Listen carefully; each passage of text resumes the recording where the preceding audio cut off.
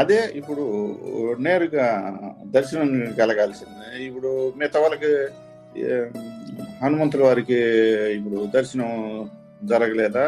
ఇప్పుడు రాముల వారితో కూడా ఉండలేదా? ఇప్పుడు అవునండి. మిగతా వాళ్ళు అంటే వాళ్ళు యుద్ధం చేయకనే ఉండాలి. అవునండి.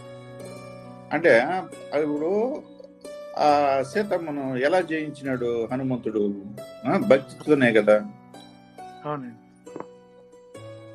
తన భక్తితో జయించినాడు. ఇక్కడ భక్తితో జయించి రాముని పట్టుకున్నాడు. అవునండి.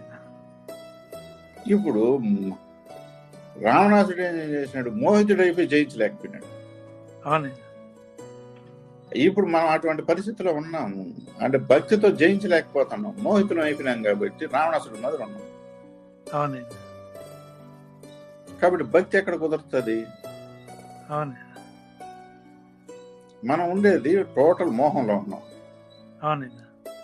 అంటే స్త్రీ గాని పురుషులు గాని మోహం చెందిన దాని వల్ల ఇప్పుడు ఆ పరమాత్ముడిని తెలుసుకోలేకపోతున్నాం.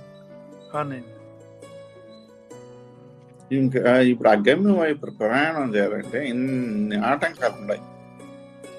ఎందుకంటే తన యథార్థ స్థితి మారిపోయింది స్త్రీ పురుషులకి. అవునండి. ఇప్పుడు స్త్రీ పాత్ర మర్చిపోయింది, పురుషుడు పాత్ర మర్చిపోయినాడు. అవునండి. పూర్తిగా తను ఒక రూపము స్త్రీగా కనపడతా ఉంది, రూపము ఇక్కడ పురుషుడికి కనపడతా ఉంది. కానీ టోటల్ యాక్టివిటీస్ అన్ని కూడా మారిపోయినాయి. మనం కనపడుతున్నాం అంతే, రూపాలు కనపడుతున్నాయి, కానీ లోపల ఉండే తత్వాలన్నీ మారిపోయినాయి.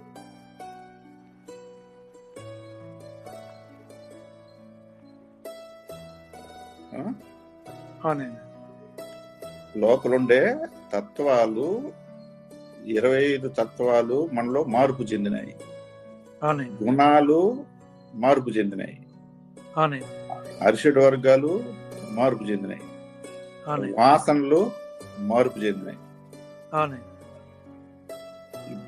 మన వాయువులు మార్పు చెందినాయి. అంటే టోటల్ లోపల ఉండేటివన్నీ కూడా స్త్రీకి ఉండాల్సినటివి పురుషుని తత్వంలోకి మార్పు చెందిన వల్ల అవన్నీ కూడా ఆ స్థితిలోకి వచ్చినాయి.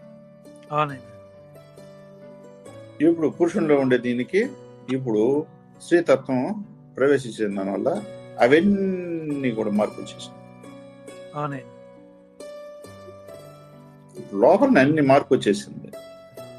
ఇప్పుడు